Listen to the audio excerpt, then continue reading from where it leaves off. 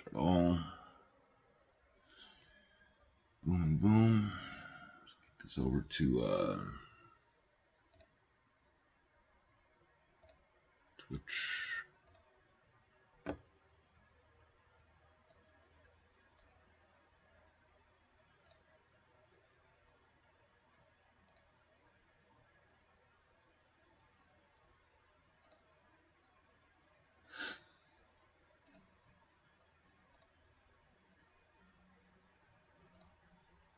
Edit this even though it never works. Still gonna say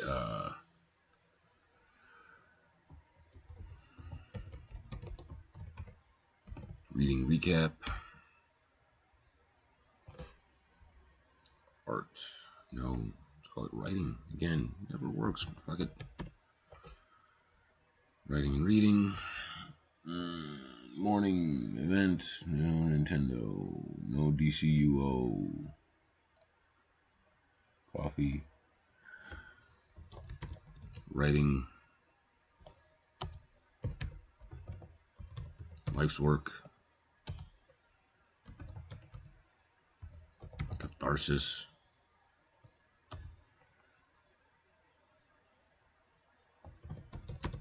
Writing. Oops, did that.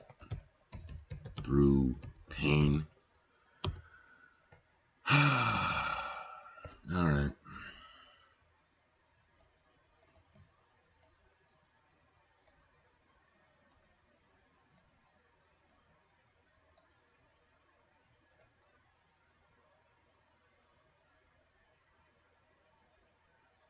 Alright, see what I got so far. I managed to hit 31 pages. Hopefully that's more than like 10% of this book, but it might just be the first 10% of this book.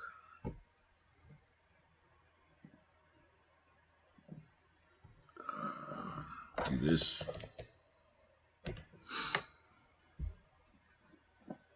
Let's see if I can actually get through this. You know, tripping over my own tongue too much or making my throat sore with hyperbole and metaphor. You know, choke on poetry. Poetry is rough. I used to hate poetry. I used to think it was a clever way of trying to say shit you didn't understand. Now I see it as things that you understand but are so crass and raw, you need poetry to make them easier to listen to. So, let's see. Reading with my candle lit in the back. Candle of the flame of my marriage that I should have been lighting and stoking and tending to. This fucking fire I should have been taking care of for 20 years that I let become dusty and yeah. So yeah. I light it when I work now.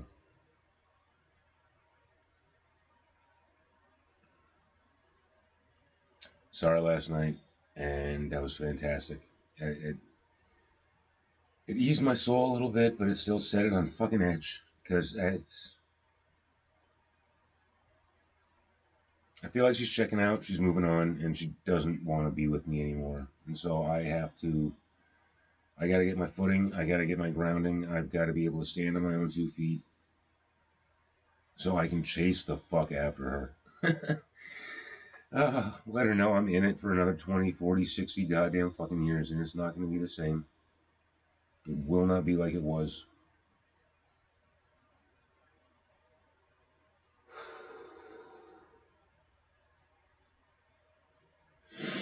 I hate this space. I hate this pulling away.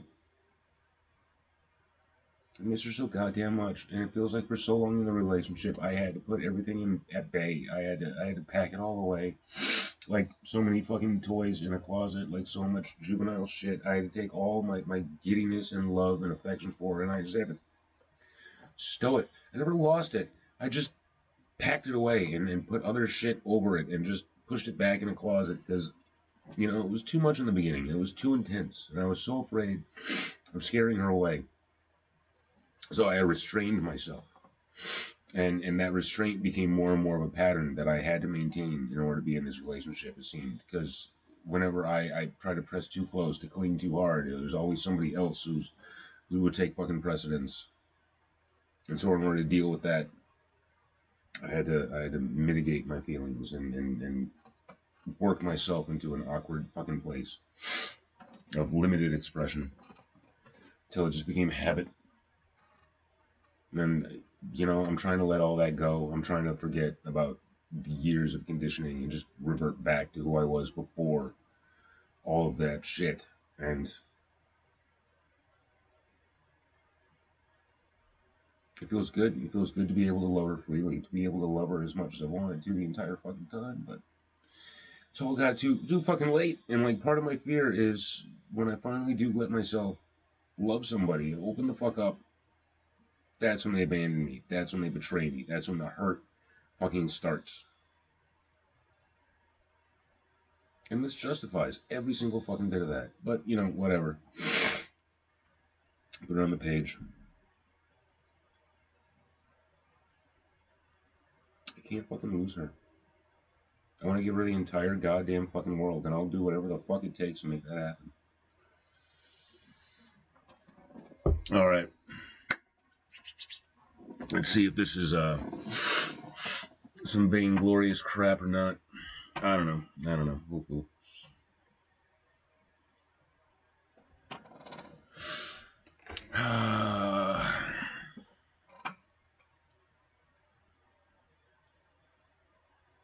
Jillian sat atop a decadent, dainty throne. The silver tendrils that composed the frame she rested could have been spun by spiders. They were so fine and distantly situated that it was only by a trick of the light that they were visible. The cushion she sat on was thick and white, stuffed with such soft down Jillian felt she rested upon a precipice of easy comfort that threatened to swallow her at any instant. While she was accustomed to being called pretty, she assumed this was simply because she was a princess, and those around her felt obligated to say so because princesses, as a rule, were expected to be pretty. Therefore, she was what they thought of as pretty. What Jillian saw in the mirror seemed to say otherwise. As the deeper she peered into the reversal of herself, the more compounded flaws she discovered. Her nose, though cutely upturned as one would expect, was too round and broad. Her skin was smooth and unblemished, but brown like the soil. Her eyes, too, despite being wide and bright, were just loamy pools of mud that glistened in the sun. Her hair was a tangled mass of dark knots without a single redeeming quality. Only the most merciless of nurses was tasked with attempting to straighten the mass for such events, for only the most daring could be trusted to tame that jungle. Still don't like that sentence. Nor was she some paper-thin wisp, despite how her meals were measured to try and take some of the plumpness from her cheeks. She wore corsets that squeezed like a serpent's, tighter and tighter with every breath. She lived in a state of perpetual gnawing hunger, yet still her body would not shrink down to that magical princess size. Tonight she was bedazzled and adorned like false treasure, all shine with no luster. Her powder blue dress had precious blue and white gems sewn into the trim and aligning the details. Under each cascading row of jewels was a lace trim made of the finest silk. What little fabric was visible under layers of weight that played lightly with the eyes were a simple material, woven that would have suited Jillian fine as a plain dress. Instead, it had been ballooned into a monstrosity of puffs and poofs to hide and alter her natural frame into that of a doll. Around and before the tiny stage her lofty throne sat upon milled the most extravagant and expensive wardrobes, all worn by individuals whose entire bearing seemed part of the same facade. Each empty smile seemed fitted and stitched to the skull of the poor, desperate soul wearing them. The most frightening smiles were the ones that seemed genuine and honest, because these were the smiles that seemed fueled by a malevolent, selfish hunger as they leered her way. The worst of these was the woman she had been forced to call mother. This lady, above all, reveled in the honesty of the malicious pride that stretched her mouth into revealing porcelain-white teeth that were straight and sharp. These innocent-colored guillotines added an extra fine edge to her cutting words. Every word, either to or about the girl, seemed to slice her so finely the wound could never be seen. Every insecurity was amplified by the echo of this cold woman's casual, lilting voice that could freeze Jillian like a sudden shifting of the wind. Her lips were red as blood, due in equal parts to the red wine the kingdom was known for, and to her meticulously painted face that distorted the sharp, predatory features. This queen of the castle was a stark contrast to Gillian, in that she was fair and thin, with brilliant yellow hair that shone like the sun, that fell straight and smooth down her long, slender, pale-skinned back. Her movements were lithe and graceful, as her words, until the moment she would strike with some piercing remark that left Gillian feeling as helpless as a small animal in a raptor's talons.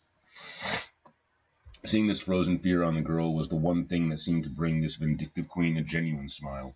A smile that revealed the woman's boundless cruelty. A cruelty never revealed while the sun was up, and the castle was alive with guests and diplomats. But at night, after long shadows had consumed the earth, her rage reverberated down the halls. She would scream at servants and guards, the king, and most often at Gillian herself. Gillian knew all too well that the queen's gleaming, genteel smile beneath her gaudy golden crown was only a mask, that the real face lay beneath, wild, wide eyes of furious blue, set in a beet-red scowl, frothing at the mouth as she screamed every perceived flaw or whispered rumor. She would shriek until her voice cracked under the strain, and then she would turn violent. Of course, the queen hadn't always been this way. Once she had been a lowly maidservant, attending the previous queen, Gillian's true mother. In those days she had seemed humble, even kind, but after the queen's death, that demure servant quickly found her way into the king's bed. In Gillian's memory, it was as if the crown slipped from her mother's head and landed upon the Weasley usurper without ceremony or question. When the true queen lived, this pale imitator had mirrored her so perfectly that no one could doubt her sincerity. But with her mistress's light extinguished, the shadows it once held at bay revealed the jagged cruelty beneath, the twisted lines that had always framed her borrowed radiance. Gillian endured the abuse with a quiet dignity. Though the pale queen raged with ferocity, she never struck with a closed fist, only a weak, trembling claw of a hand, half-curled, that flailed pathetically atop Gillian's head.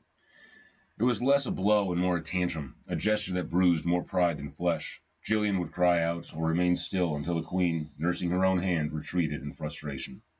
She never forgot the first time that claw landed, nor the smile that spread across the sub-queen's face when she realized she could get away with it. That smile, wide, sincere, and glistening with cruel liberation, was the most honest expression Gillian had ever seen her wear. In the decade since, she'd never seen anything quite so genuine. Now she sat, quietly poised as the perfect princess emptied almost entirely of herself, lest some spark of soul rise within her and ignite the queen's hellish rage, which would be released as soon as the guests had left. And what a varied and almost comical collection of dignitaries there were to strut and posture before her. Each one was dressed in shimmering decadence to the degree that the sight of golden filigree had become as redundant as leaves on a tree. I really don't mean to rhyme as much as I do. It just happens. I fall into these weird rhythms. They paraded the hall, either dancing in wide, slow circles or simply milling about as they dined and drank, while speaking in high, lofty tones, each meant to carry over the others. They came in all varieties of shapes, none of them attractive. Rather, they seemed like characters of excess. Some were short and wide, like a lack of height could easily be substituted for girth, and others were gaunt and haggard by a lack of definition. Other than gaudy fashion, they were all united by an ethereal disdain for each other.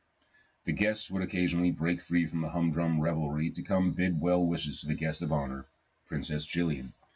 The king and queen stood to either side, like either guards, stood to either side, like either guards, like perhaps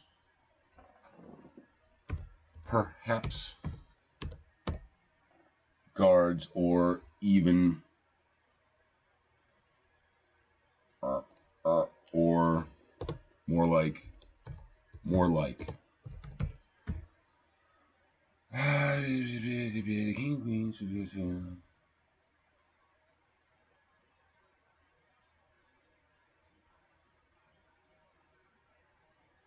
or more so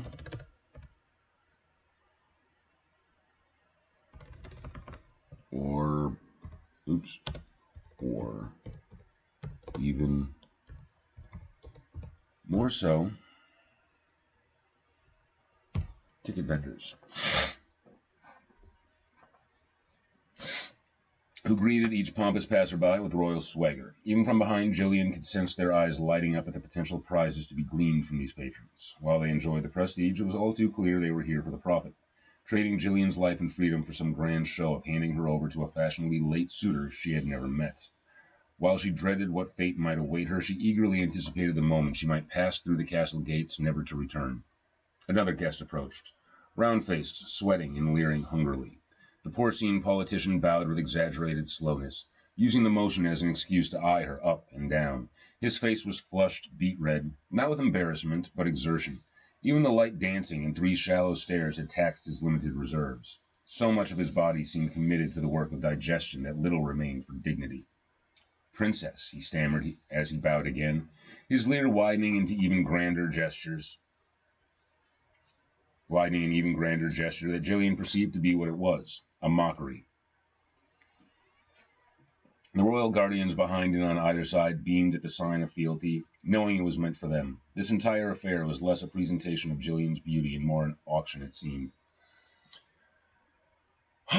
God damn it. I'm thinking about every single stupid fucking fight we've had in our stupid fucking marriage, and I want to fucking have them again. Just so I can fucking be with her and hear her fucking voice and talk to her. Like, I want to have all the worst fucking fights again if it means being with her. Like, it's so goddamn annoying. Yeah, thanks. I don't want cheap viewers. Appreciate it. Appreciate the comment. I really do. A strange ripple moved through the crowd. The music stumbled. A sudden discordant note from every corner of the hall. Past the puffed-up politician, sweating through his finery, Jillian saw him. A tall figure, draped in dark garb, glided lazily through the crowd. He moved like water, weaving, never rushed, as if the festivities parted to accommodate him. He was striking. Even hunched, he stood a head taller than any of the other guests. Long, dark, blackish hair draped loosely down his back, but what caught Jillian's breath were the ears, pointed, distinct, cutting clean triangles through the mess. She gasped. A high elf? But no, something was off. His presence lacked the polish described in her books. His clothes were worn, his chest was bare, red trousers tattered at the hem, and wide, bare feet that padded silently across the marble like some great beast. He plucked food from plates with a casual indifference and joined snippets of dance, only to drift away before the steps were complete. Jillian studied him, mesmerized.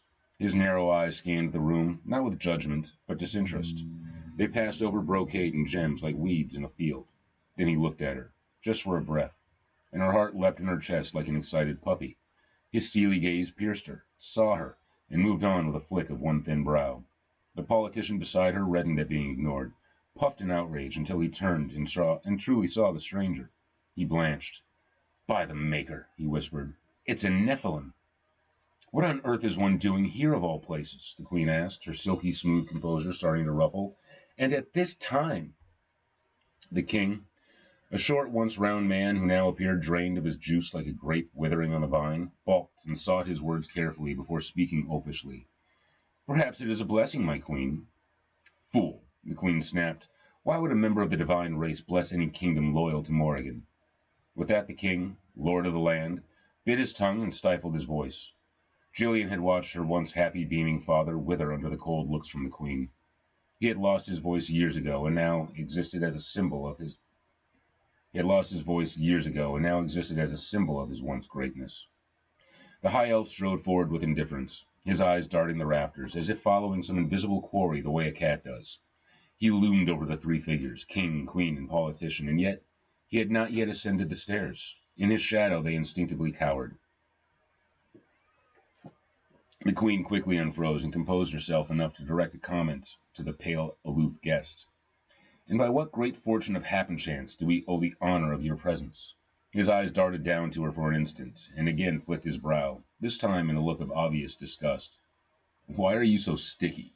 he asked the Queen before turning his gaze back up toward the ceiling like he had no interest in her reply. Jillian, despite herself, laughed. Not a long laugh, not a happy laugh, but a sudden burst, a bolt of laughter that ruptured out from some part long since forgotten.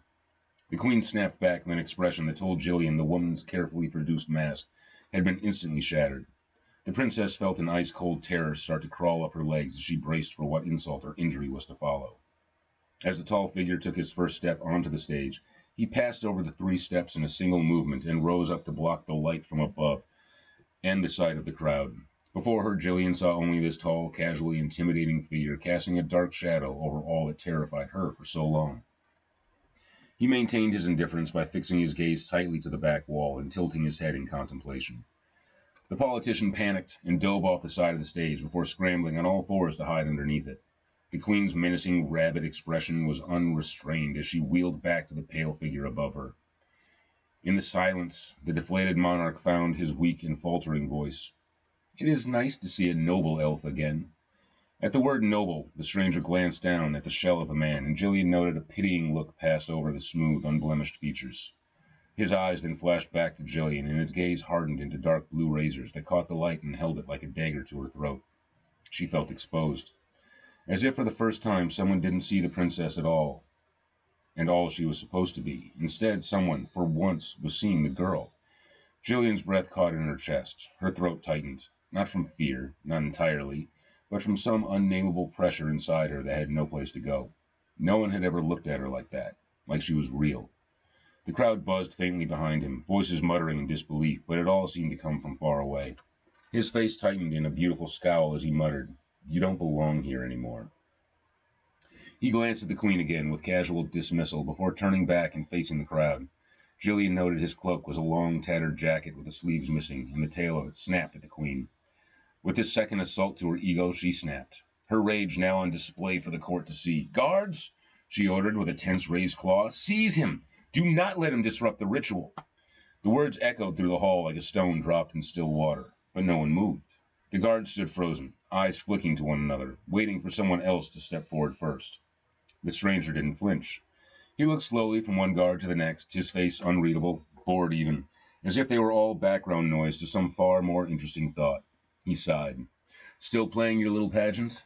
he said, then to the whole room. "I know exactly what you vermin are. Now flee before me for my amusement." He spread his arms, not wide, but enough to show his empty hands. No sword, no weapon, and in doing so, twin flames ignited in his palms. A quiet gasp rippled through the crowd. Someone dropped a goblet. Without turning back or looking at Jillian, he spoke softly in a voice that struck harder than any assault by the Queen. "Don't worry, little bird," he murmured. "You'll fly soon." And without another word, he stepped off the stage and seized an attendee by the throat with a flaming grasp. The dignitary choked and struggled before orange tendrils started to move through them from this contact point. Their smooth skin became haggard as their features twisted into something menacing and very afraid. The horrific transformation lasted for a moment, before the once noble attendee burst into flames completely and then fell into a pile of ash. Chapter 2. The shock that struck the room displaced time itself, stretching the moment into eternity. As the vagrant elf wiped his ash-covered palm on his jacket, a scream from somewhere in the room shattered the stillness. Under all the pomp and swagger, the decadent designs and the polished luster, something had been released. Something primal and filthy that had been living in the hearts of so many called noble. The wicked transformation was not contained to the first victim.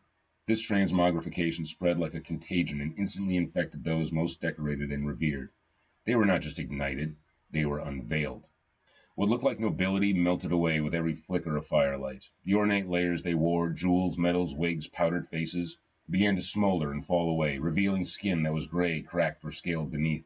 One lord, previously the picture of opulence, shrieked as his face peeled in two directions, revealing a horned snout snarling underneath. Another gasped, but the gasp curdled into a growl as a second set of teeth broke free from his cheek.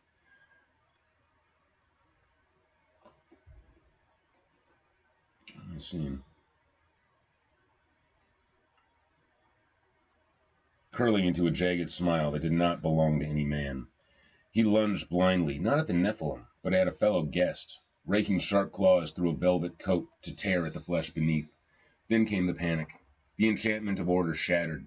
The screams bloomed across the ballroom like fireflowers. Nobles ran in every direction, not just from the stranger, but from each other. Friends turned on friends. Masks crumbled to reveal monstrous truths, and Jillian watched, frozen on the stage as chaos bloomed in perfect grotesque symmetry. Only the Queen remained still.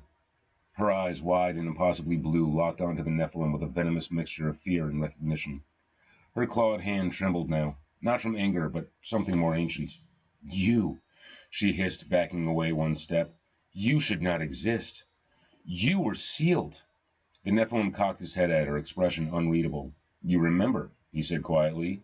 That means you're old enough to rot properly. He took a single step forward. The queen shrieked and flung a hand toward him. Not to strike, but to cast.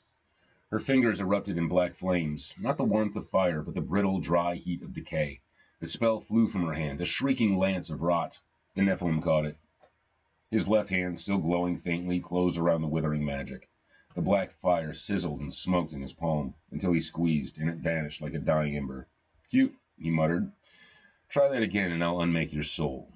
The queen stumbled back, but behind her the king was crumpled on the floor, not from attack, but sheer collapse. His withered form wheezed for breath, a puppet whose strings had all been cut. Even now he looked to the queen for permission to faint. Jillian couldn't move. She couldn't blink. Her body was stone, but her mind raced like a bird in a cage. The flames, the monsters, the screams, the peeling skins, none of it made sense. But what terrified her most was that some part of her expected it. As if a crack inside her had just split wide open, and the truth she'd spent a lifetime suppressing had begun to seep out like the light from a long-buried lantern. She turned her head, and the Nephilim was looking at her again. His expression softened, just a hair, enough to carve out something unfamiliar in his otherwise sharp face. Concern. You all right, little bird? He asked, not loudly, but the words found her like arrows find their mark. Jillian opened her mouth, then closed it. What are they? She managed to whisper, voice shaking. What did you do to them? He tilted his head again, as if surprised by the question. I didn't do anything, he said. I just stopped pretending. As he turned back to the crowd, a grin spread across his face, revealing sharp teeth and a mischievous spirit. He walked amongst the chaos, reveling at the sight of it. Now this is a ritual worth attending. That's right, eat the rich, feast on their fat. His laughter carried over and danced with the mayhem. Reaching the spot where the musicians had previously played sweet songs of enchantment, he stooped down to retrieve something from the now bloody pit that produced wet, choking sounds as the artists fed on each other. I love that line, as the artists fed on each other. I enjoy that line. Standing up, he held the conductor's wand high and began to wave as if directing the frenzy around him. He danced. Not the disinterested half-steps he had approached with, but a rhythmic, happy pacing that wove through the din. He swayed and spun as monstrous nobles desperately lunged toward him, only to be deftly evaded. In his free hand a fireball formed before he used it to seize a mutating brute that rushed forward. The beast crumpled into a smoldering puzzle of char. Jillian watched in horror. Her stomach flipped, not from the carnage, but from the quiet, terrible realization that she wasn't afraid. She was relieved. She looked at the crumpled king, to the painted queen, and felt nothing but contempt thinning into pity. They had ruled her world like gods, but gods don't beg. Gods don't cower. These were just fools dressed in gold. Even Jillian knew gods danced with chaos. As blood spilled across the floor, it slipped through the ancient cracks and lines, revealing a circular design that had always been there, waiting. A strange pressure filled the room, a crushing volume, like the air itself had gained weight. Jillian recognized it. She had felt this force all her life, but until now, it had only lived inside her. The high elf seemed to lighten under the unseen mass. His posture straightened. His mischievous leer widened, throwing the conductor's baton behind him with a careless flick. It bounced off the queen's shaky crown. Jillian's voice choked, then found itself. Why don't you stop it? She whispered, voice taut under the weight. Stop it? He asked.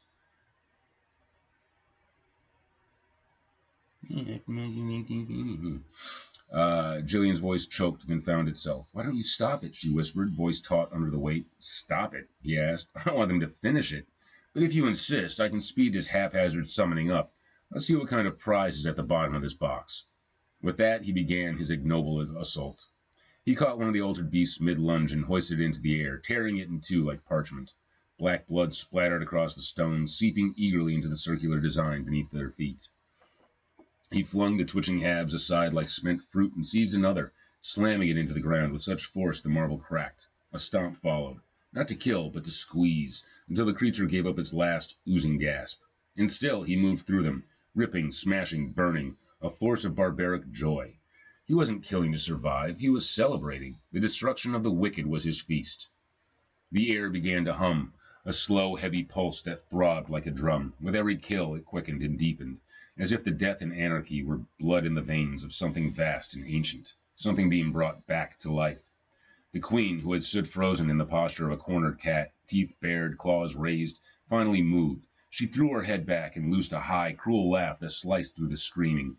"Fool!" she shrieked. "Blood is blood. You've interrupted our ritual, and still our master comes." "I know," he said with a shrug before grabbing two snarling patrons and slamming them together with a sickening crunch, reducing them to a single pulpy pile. He turned, now stained and steaming, and began to walk. This time there was no swirling crowd to weave through, no games, no distraction, only a straight, deadly line drawn from him to Jillian. Seeing her orchestrations ruined, the queen reanimated in a panic.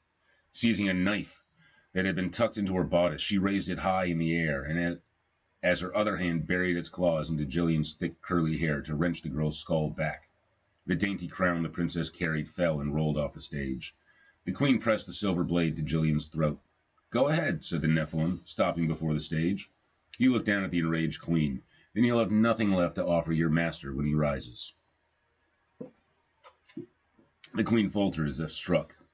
Jillian looked to the elf, who stood suddenly passive as he looked at her with kindness. "It was never meant to be you," he said softly, "yet here we are." Looking to the king and then to the queen, he stated, "You realize you are just the same as him, right? Just a flimsy puppet on a string for Morrigan to dangle and make dance." The queen snapped at the Nephilim and loosened her hold slightly on the girl. "I am no one's puppet. While the Empress may have led me to this castle, it was I who poisoned the queen and took her crown. It was I who replaced the court, and it was I who orchestrated the rise of our great prince." At this confession, Jillian felt something rise within her. A great rejection of all she had endured in the name of duty. Suddenly the claw at her scalp and the knife at her throat felt as flimsy as the lies she had accepted for so long. A spark caught fire within her, rising like the elf's own flame. Feeling the urge to rise, Jillian looked to the stranger for guidance. Turning his back to her, he stared at the center of the circle that crackled and spat black sparks into the air. An otherworldly wind wove about them that was hot and dry like the desert. "Blood is blood," he repeated with a casual disregard. Jillian seized his meaning and the handle of the blade. The queen's hand, once a source of torment and shrieking fits and pitiful claws, now felt brittle and frail. Her fingers were no more formidable than dried leaves trembling in a storm. The silver knife trembled before them. For a moment, neither moved. Then Jillian twisted. A sharp cry rang out as the queen staggered back, hand torn from Jillian's hair. The blade remained in Jillian's grasp, shaking. She did not raise it. Not yet. The queen cradled her hand and hissed. But it was not the fury Jillian had come to fear. It was panic. It was disbelief. "You," she started. "Yeah, I know, man. Appreciate it. Thanks, jokers." It was disbelief. "You," she started. But Jillian cut her off. "No more lies." Her voice was quiet but clean. "No more pretending you ever had power. You wore cruelty like a crown, but you were always just a servant." Jillian pointed the curved silver blade at the sorceress, for that was what she really was. A whirling dervish of chaos, man. That's how I've been. It's chaotic and rough, but I'm hanging in there, you know? Jillian pointed the curved silver blade at the sorceress, for that was what she really was. She was not a queen, but a deceiver and a consort to devils. "How you doing? Still sculpting? Still arting? Found a job yet?" "I'm still looking." "Oh, I remember the user. Oh, yeah, dude."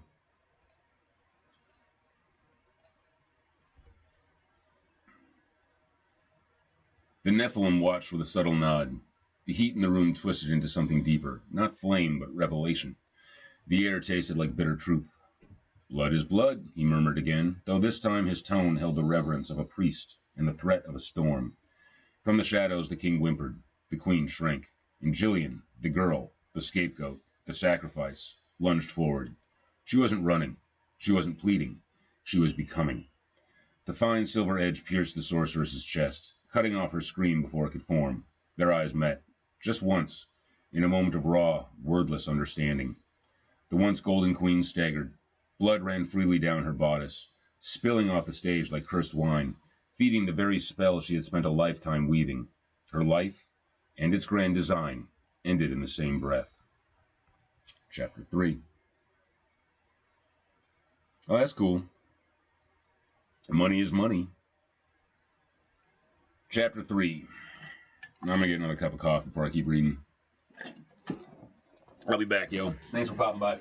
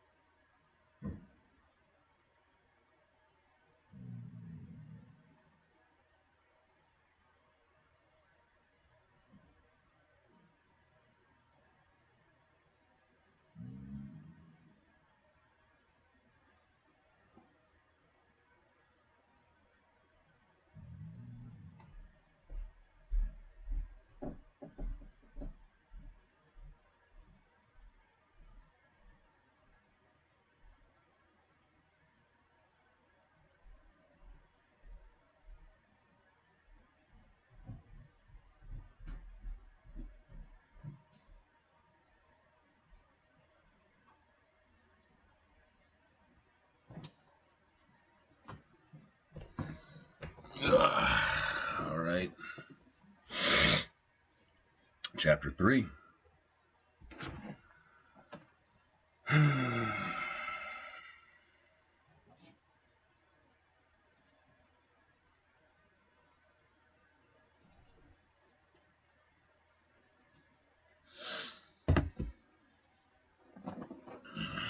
The air was still. Bodies, both human and demon, lay scattered in bloodied heaps. Those who hadn't been transformed or slaughtered had fled up the stairs, screaming.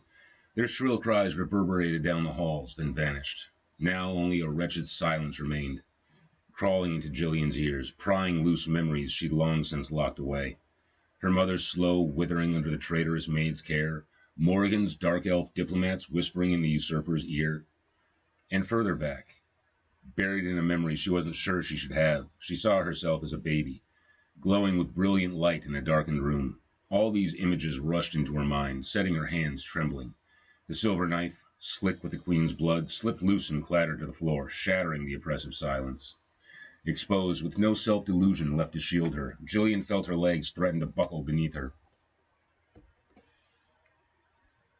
I wish it was a mansion. No, I sat and let it percolate, and contemplate and paced and did some pull-ups and... yeah. Still got a lot going on inside my head besides what I'm trying to get on the page, but appreciate you sticking around. Exposed with no self-delusion left to shield her, Jillian felt her legs threaten to buckle beneath her. To shield her beneath... I can fix that in post. The Nephilim, high elf, or something stranger, crouched low by the circle, watching it now with sick bemusement. Jillian's inner unraveling seemed beneath his notice. He simply rocked back and forth, childlike in his anticipation. "Come on, you bastard," he whispered, voice thickened with a low growl. The air turned hot, suffocating, as the stone floor within the circle began to fall away, stone by stone, revealing a swirling, luminous blue font of magical energy. It spiraled like a hungry whirlpool, pulling at the surrounding chamber with ravenous force. Tapestries tore loose, tables and silverware clattered into the void. Even the bodies of the fallen were dragged toward the vortex, consumed without ceremony. The elf's grin widened. Jillian finally collapsed, sinking into the inflated poofs of her dress, a crumpled pile of disbelief. In exchange for all it devoured, the font breathed out a storm of sand, hot, stinging, and dry. In an instant, the ballroom's gilded luxury was stripped away, replaced by the grinding grit of a wind-blown desert. As the elf stood, the wind died, and the sand settled, as if the air knew to bow before him. The circle stilled, smoothing into a surface like polished glass. From its center, black flame uncoiled, twisting upward into a cocoon that cracked and split, revealing a figure stitched together from all it had devoured. Flesh, torn, compacted, contorted, mingled with stone, silver, and silk. Tables, finery, and corpses had fused into a single wretched monstrosity, a grotesque monument to excess. Jillian's stomach lurched. This was her intended suitor. The figure loomed over the elf, twice his height and still rising, a mass of stitched decadence and stolen flesh. But the ragged stranger didn't flinch. He only grinned wider, eyes gleaming with wicked delight. "I love these slapdash rituals," he chuckled. "You morons will cram anything together just to claw your way into this world." Its breath whistled like wind wheezing through a rocky pass. Eyes blinked from where velvet had melted into skin. Something deep inside it stirred the machination to life, and laughed. Its laughter echoed in a dull, oppressive waves that filled Jillian's already broken heart with a fresh swell of despair and loneliness. Numb, her thoughts clouded and thick, she barely registered the thing's bent, stitched body lurching toward her, ugly and eager, delight twisting its features into something almost joyful. But as its grotesque fingers reached out, the expression faltered. The elf, still crouched beside the circle, had finally caught its attention.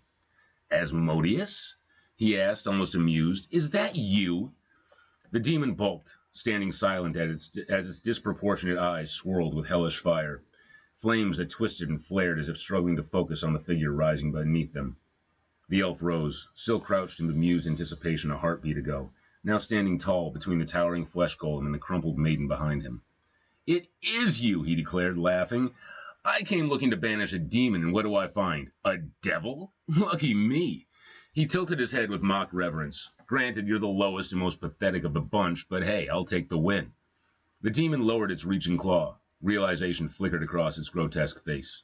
Fear twisted through the stitched and swollen features. A look that didn't belong on something built from hunger and bone. The grinding churn of stone and meat struggled to form words, but one crackled through like a curse. Jost? The elf's grin turned sharp. Bingo, bitch boy. He took a casual step forward, savoring the demon's hesitation. How's your mom? I'm shocked she let you out without a leash. The elf leapt lightly onto the stage, passing before Jillian without so much as a glance. He grabbed the queen's lifeless corpse by the arm and dragged it aside like dead weight.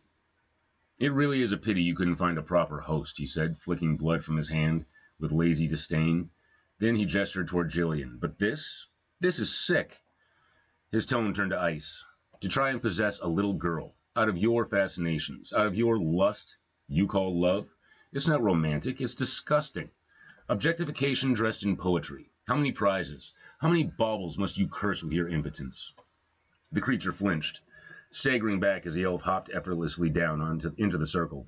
The radiant pool of energy rippled beneath his feet with each lithe step, as if even here he walked on water. Now then, the elf said coolly, you missed a piece, and from what I can tell, a nervous system. Let me help you with that. With a flick of effort, he flung the queen's body into the demon's seething mass. The flesh swallowed it greedily, mercurial and obscene, drawing it inward with unnatural ease. In an instant, tendons stitched, bones cracked into place, and the queen's form became part of the thing's grotesque anatomy. Jillian's stomach turned, her mind filled with screaming silence as a full horror landed. If it touched her, even once, it would make her part of itself too. This was what they'd raised her for, to smile, to obey, to offer herself up. Now she knew what that meant. If it touched her, if she let it, she would disappear forever.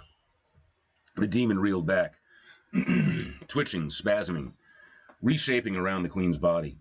Her form twisted again, too many limbs, too many eyes, too many teeth, all wrong. The air cracked with the stench of blood and burnt silver.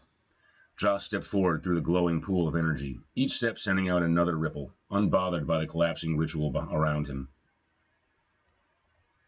As the shifting form settled into something even more monstrous with the queen's stretched and bent red-lipped leer now emerged from the creature's chest. As it spoke again, the queen's voice mixed and echoed with the tone that resonated inside Jillian's dazed skull. She was mine. I whispered her pain into meaning. I filled her emptiness.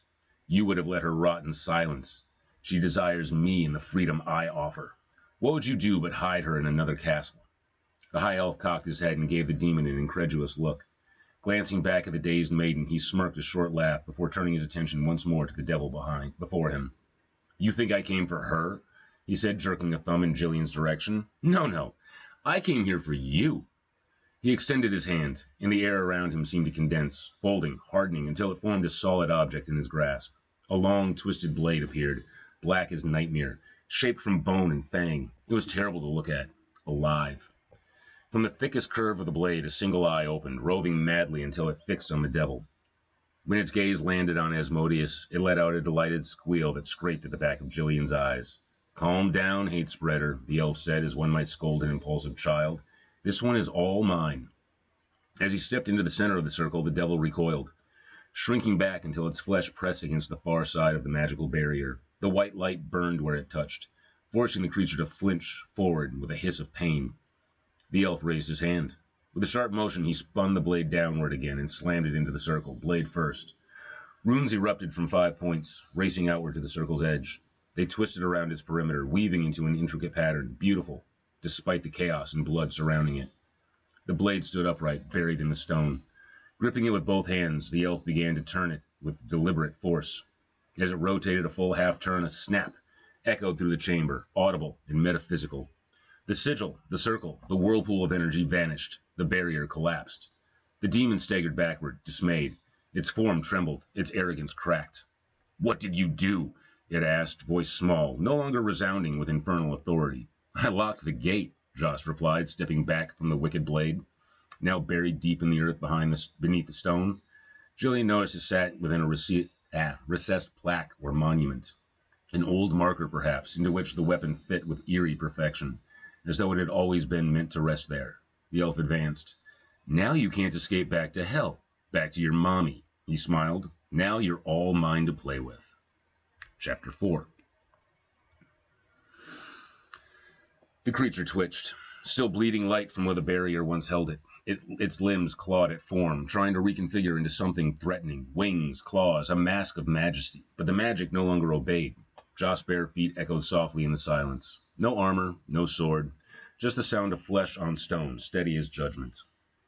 You were always a coward, he said, rolling his shoulders. All theater, all noise, all hiding behind some pitiful smile to mask your emptiness.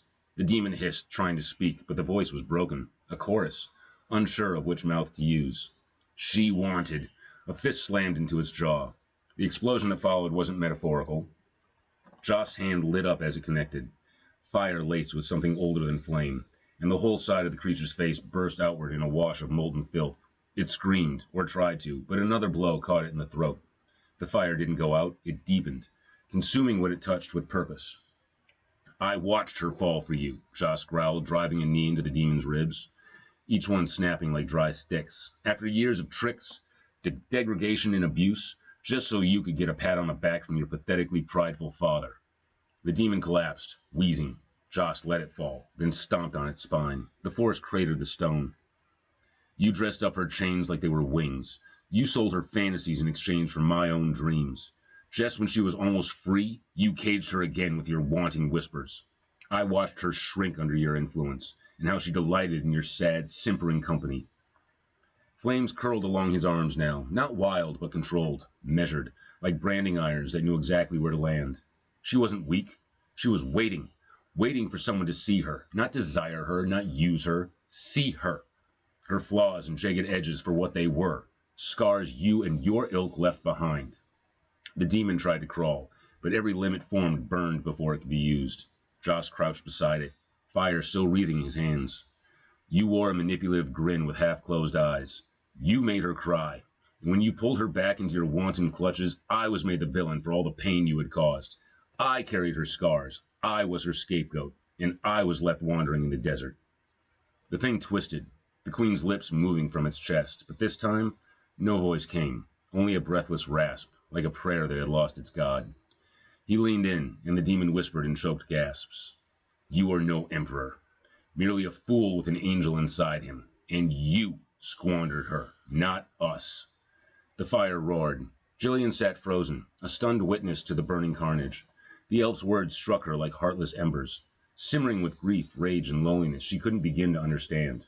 At first, she thought he was speaking about her, but the longer he raged, the clearer it became this wasn't her story. There was someone else behind his fury, someone whose ghost clung to his every blow. And what followed twisted something deep in her chest, because as the demon writhed its ruin, she found herself beginning to feel sorry for it. In a whirling dervish of flame, the elf attacked, hands, feet, elbows, knees, raining devastation while he ranted on to the beast, who could only suffer and stammer. You sell lust as sex? That's the sweet lie they teach children, to keep them curious and blind, focused on attacks from one direction, while the enemy, you, slips over the back wall. The demon's body flew from one wall and crashed into the far side, the elf flipping the impossible mass with unnatural ease, sending bits shattering off in charred pieces. Lust isn't the body. Lust is longing with no destination, a hunger that only gets louder the more you feed it. Joss leapt across the breadth of the hall, propelled by a trail of flame, and landed on the devil's guts. The beast gurgled a scream that shook the foundations of the castle. It's the itch in your soul that promises meaning in the next touch, the next thrill, the next pair of eyes that claim they see you, but they never do, not really, only the protective facade you wear. The elf grabbed the demon's face between smoldering palms and pulled the monstrosity close.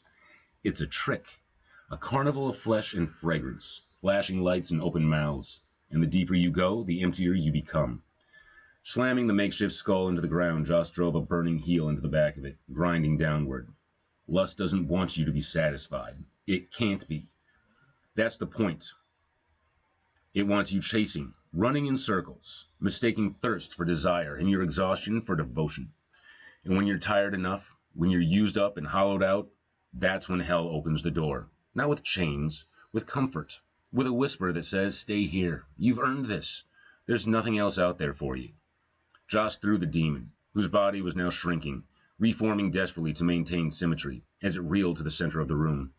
Asmodeus struggled to all fours and tried crawling away, pitifully, only for the elf to skip to his location and kick him in the ribs, flipping him onto his back. Straddling the demon's chest, Joss pinned its flailing limbs and began raining flaming fists down on the beast's skull, shattering and reforming it over and over again as he continued his sermon. I've seen men drag kingdoms into the dirt over a glint of thigh, watched women sell their joy just to feel adored, and all of them, sank smiling.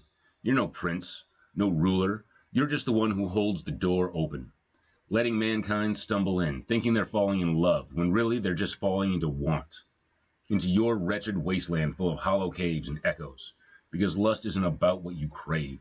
It's about trying to fill the emptiness, to drown the fear that you're not enough. And once that fear owns you, Joss yanked the devil's blistering face closer, until their scorched foreheads nearly touched. His hand burned brighter, fiercer, the sizzling grip shrinking the creature with every second. What had once towered now writhed like a child in his grasp. You'll wear your chains like jewelry.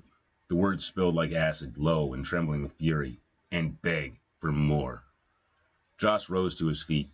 He held what remained, an imp now, twisted from borrowed flesh and broken stone, dangling by its throat.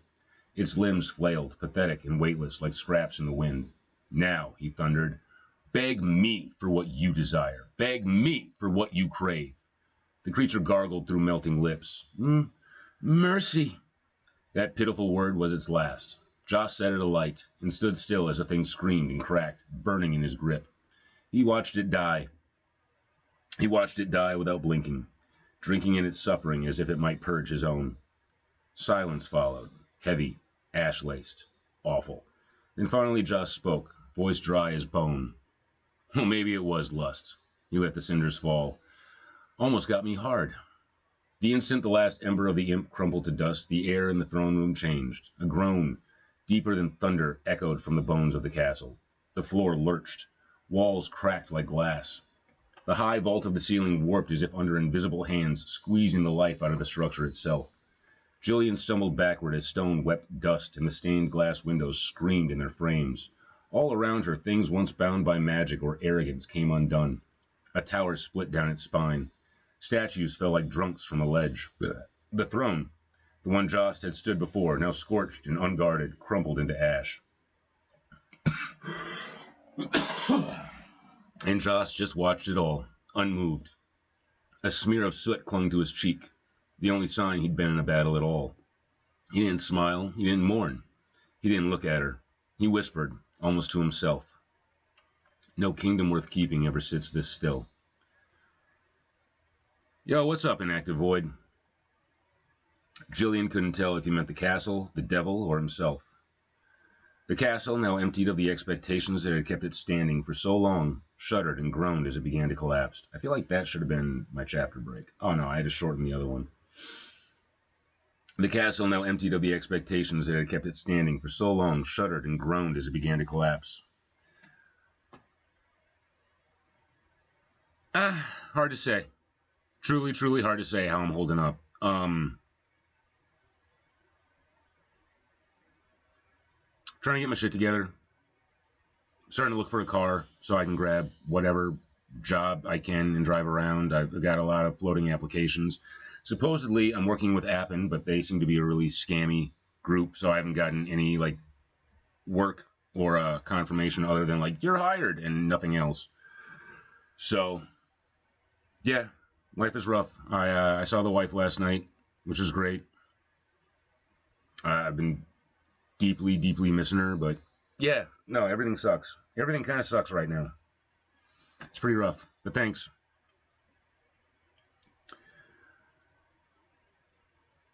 The throne room split first, not from battle, but from relief, as the structure itself had endured a tension too long held. Now freed of its burden, it sagged and sighed, returning its borrowed grandeur to the earth. Dust swirled through the corridors, carrying the last whispers of oaths never kept. Carrying the last whispers of oaths no one kept. Joss zipped lightly through the ruin, as though he'd known this would happen all along, as though he hadn't come to save the kingdom, but to bury it. His steps moved in perfect rhythm with the destruction. He dodged falling stones like he was out for a casual stroll. He stooped and picked up a curved silver dagger, still red with the queen's blood. Slipping it into the pocket of his long, dark jacket, it vanished completely. He sighed silently as dust thickened the air, and the structure screamed to ruin around him. Then, as if by chance, he turned to Jillian and exclaimed, "Oh, crap! I forgot about the girl." He said it like one might remember a kettle on the stove. The ruin didn't pause. The castle continued its slow collapse, indifferent to memory, mockery, or sentiment. Chapter 5.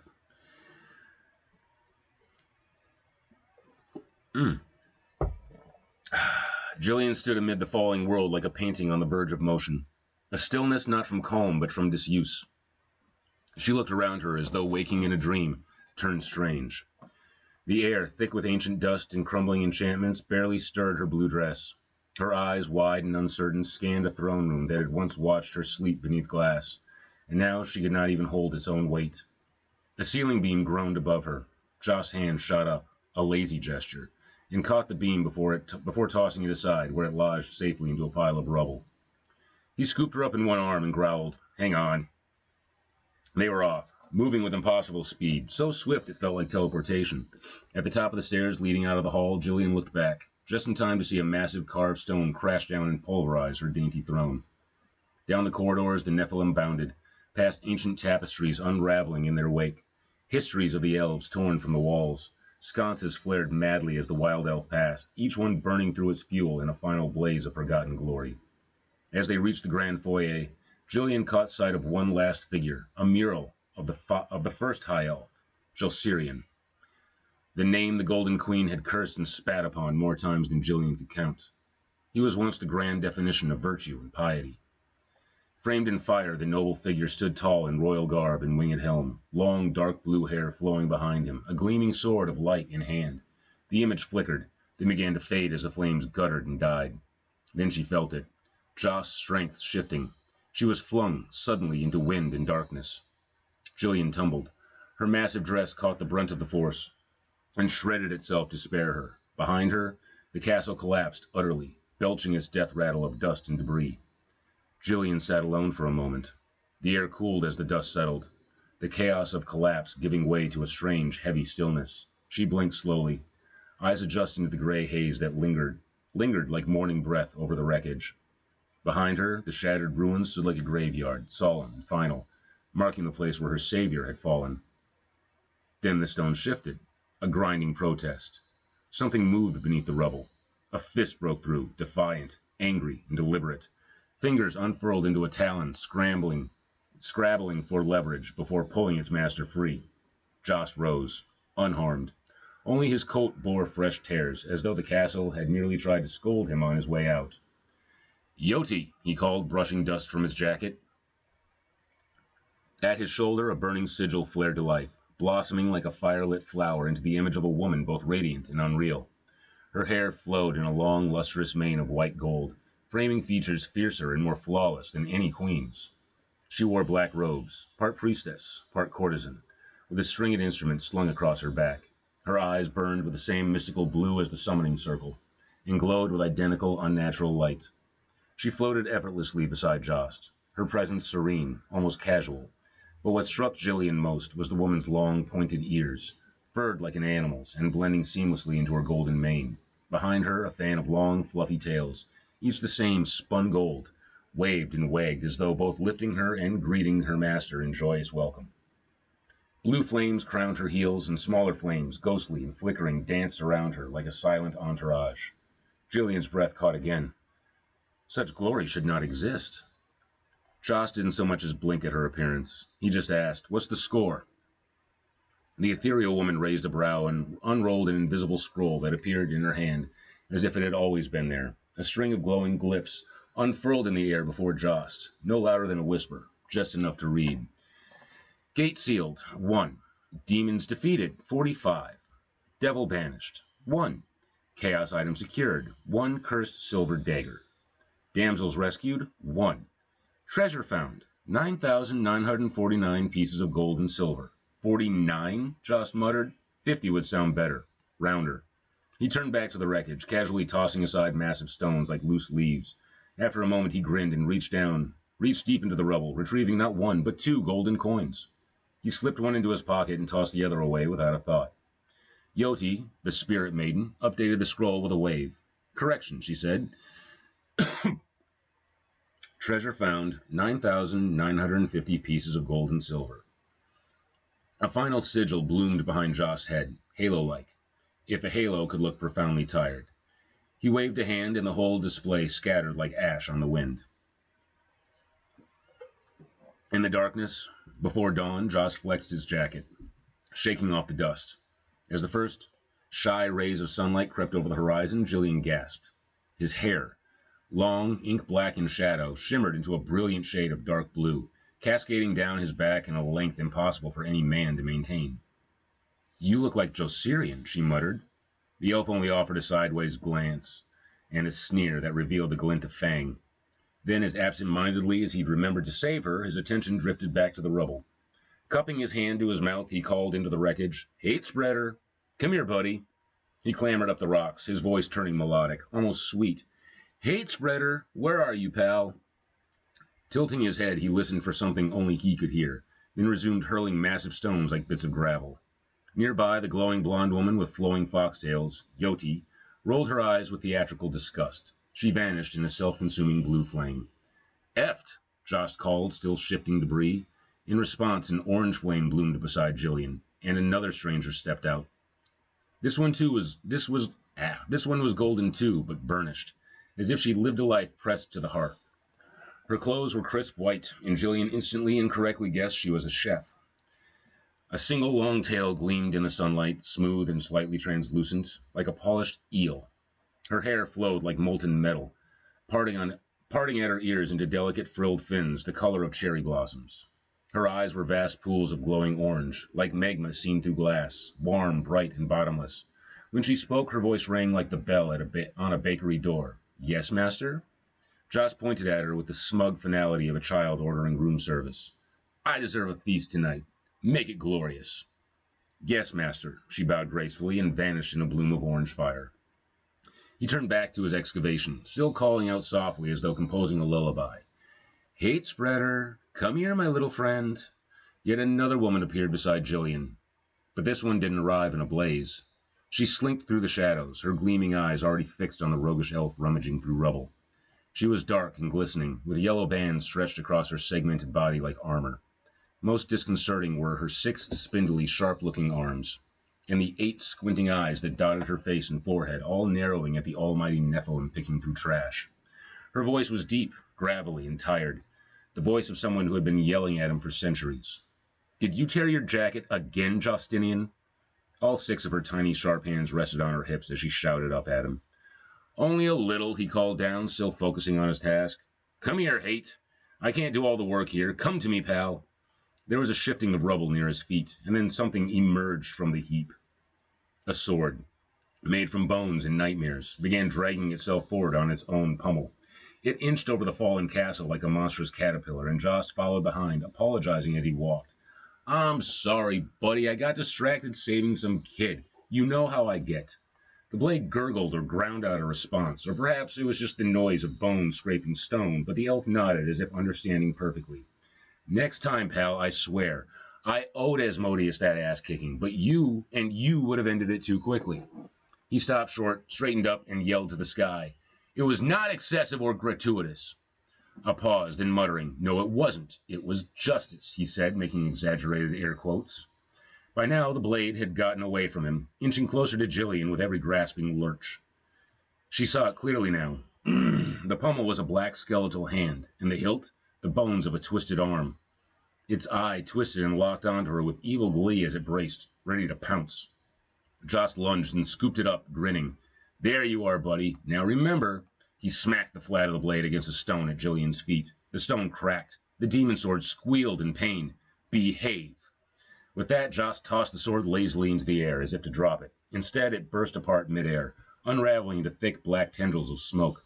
The smoke coiled and twisted into thorny spirals, all sprouting from a single floating eye, huge, roving, and wet with hunger. It hovered there for a moment, staring straight down at Jillian. Then it blinked and vanished. The elf strode past the stunned Jillian and the spirit who had whispered up beside her. The tall, slender, many-limbed woman spoke with an icy venom older than time. Your jacket. Again. Wordlessly, he slipped it off and tossed it to her in a heap. She caught it, offered only a narrow stare and a slow shake of her head. Will there be anything else you require? She asked dryly, out of a formal courtesy long since expired. Nah, he said. He drew a long breath of dawn air, standing like some half-dressed barbarian, bare-chested, wind-tossed, ragged red pants, his belt forged like stone. Now what? Where to? The spirit, still clutching his jacket, shook her head with a hiss before dissolving into threads of shadow. The coat vanished with her into the soil. Joss looked back at the girl, now the only one left after so many spirits, weapons, and strange farewells. No, I don't think so, he said, glancing in her direction before turning to the horizon. Because I hate escort missions. And the pilgrimage is always the worst. Pick something else, like another demon to kick around for fun. The pilgrimage? Jillian repeated, half to herself, a glimmer of childhood fantasy lighting her eyes. Who said pilgrimage? Joss snapped, spinning to face her. Meekly, Jillian pointed. You did. Just now. No, I didn't, he said, stepping forward with an intensity, tapping a finger to his skull. He did. Jillian blinked. He who? Exactly, Joss muttered, turning back toward the horizon. Chapter 6.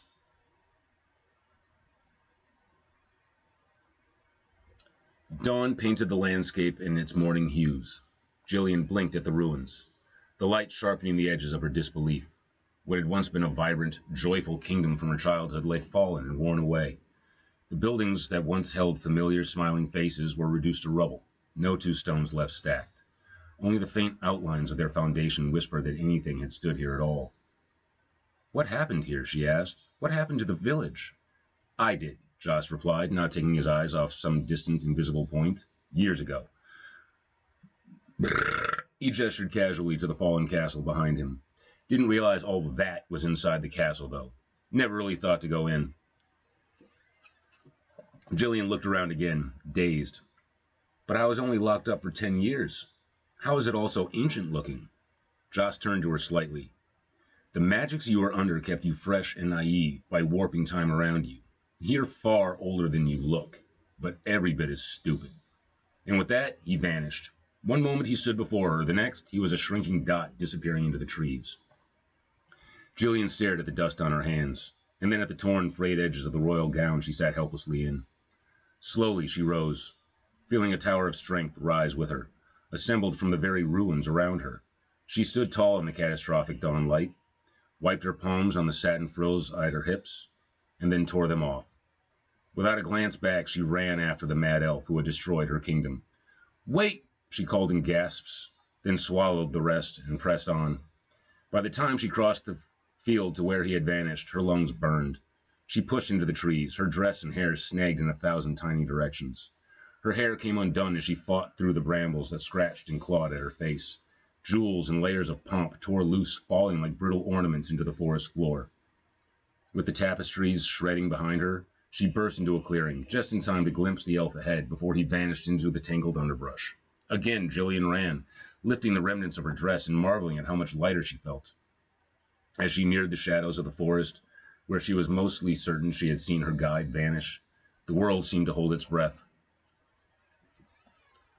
The sun had thinned to a pale shimmer behind thickening leaves, and the wind no longer sang.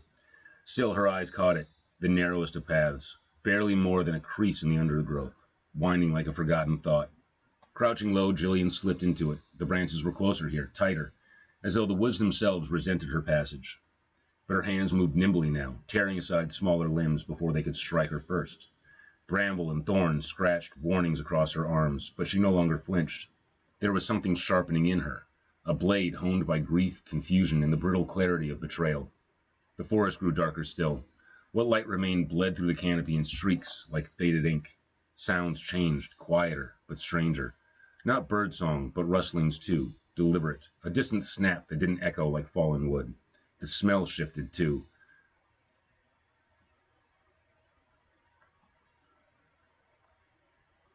From earth and sap to something older, damp and mineral, like breath exhaled from a cave that had never seen firelight. She ducked beneath a low-hanging limb and kept going, faster now. The path narrowed further until she wasn't walking it so much as forcing it into being with each step. Her pace matched the pounding of her heart, but she no longer questioned the fear coiling inside her. It had become part of her rhythm, part of her pursuit. Jost was ahead. She could feel it. And whatever lay between them now would have to move or break. Another threshold of thresh gave way to a field, long, loamy, and sun-scorched. The grasses parted just long enough for her to glimpse him again. A flash of brilliant midnight blue, ragged red pants and a pale flesh vanishing into the far edge of the horizon like a mirage swallowed by motion. She ran. But now the remnants of her gown clung like cobwebs, no longer fit to restrain or protect her. The soil, rich and damp beneath the blazing sun, sucked at her feet with every stride, as though the earth itself were conspiring to keep her in place. With each step the field grew heavier, her legs sinking deeper, her breath coming faster, her resolve burning hotter than the air around her. The sun was merciless, pressing down on her like judgment. Sweat ran in rivulets, mingling with the dirt that smeared her skin and made the soil even softer beneath her weight. Her body labored, but her spirit sharpened, cutting through fatigue with something that tasted like fury. Still, she did not stop. She couldn't. Some fire was raging, not just in her chest, but in the very air around her. It rippled off her skin in waves, searing her breath, tightening her jaw. Her shoes had vanished into the mud ages ago, unnoticed. She barely felt her raw soles, only the heat rising through her limbs, the kind of heat that made her wonder if she might breathe fire at any moment. Just ahead he crossed another threshold. She pushed forward. The branches grew further apart here.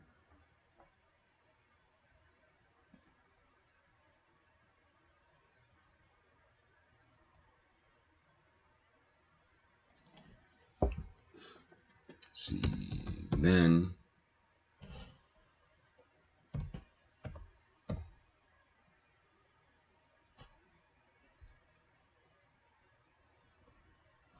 she crossed another threshold.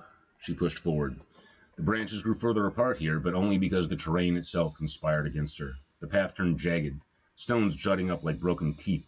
Her feet met every cruel angle, yet she pressed on, stumbling and scraping forward, no longer just chasing him, but chasing the part of herself that refused to be left behind. At first she winced with every step. The pain made her shrink into herself, and her movements were halting, uneven. But as she pressed on, her feet began to find their rhythm. The stones that once stabbed now seemed to cradle her arches, as though the path had been shaped for her alone. Step by step she moved with greater ease. Her stride lengthened, her posture lifted. The searing heat faded, replaced by the cooling breeze stirred by her own momentum. She was no longer stumbling forward, she was carried.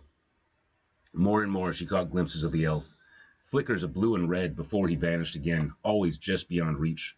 Dusk pressed down, and with it came a wildness in her chest so fierce she feared her spirit might rip free and chase after whatever she had become in this fevered pursuit. Another forest loomed before her, a tangled mass of branches black as pitch. They didn't just block her, they beckoned like claws, ready to drag her down into some ancient waiting hell. Still she pushed forward, certain this was where he had gone. Darkness swallowed the path and closed in on all sides. She staggered into the black, pulled onward by something deeper than memory, some buried instinct long ignored. Invisible arms reached to hold her back, but she broke through them, snapping limbs like brittle bones.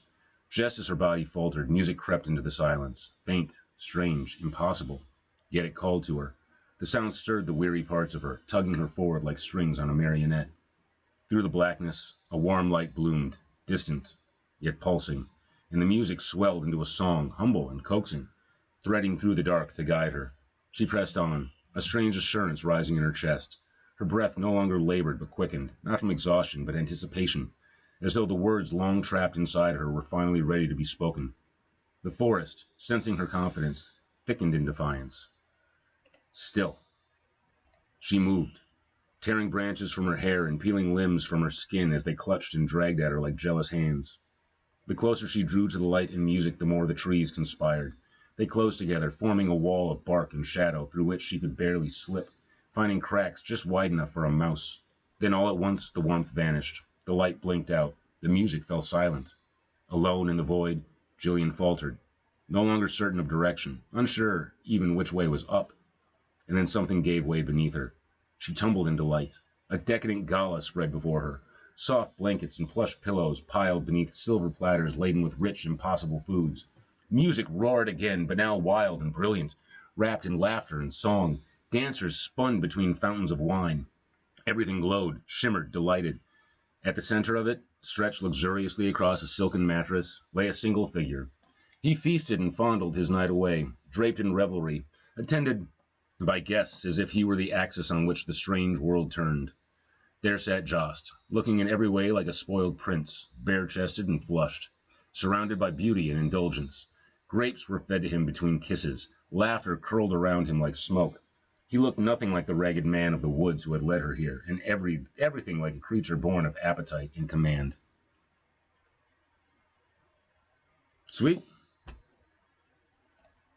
So that is 31 pages, written and read for the sake of vocal practice and my own edification.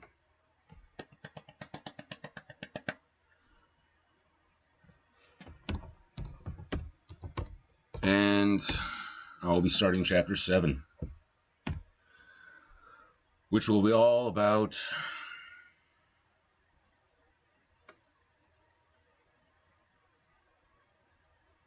narcissistic loneliness. I think that's going to be the, yeah.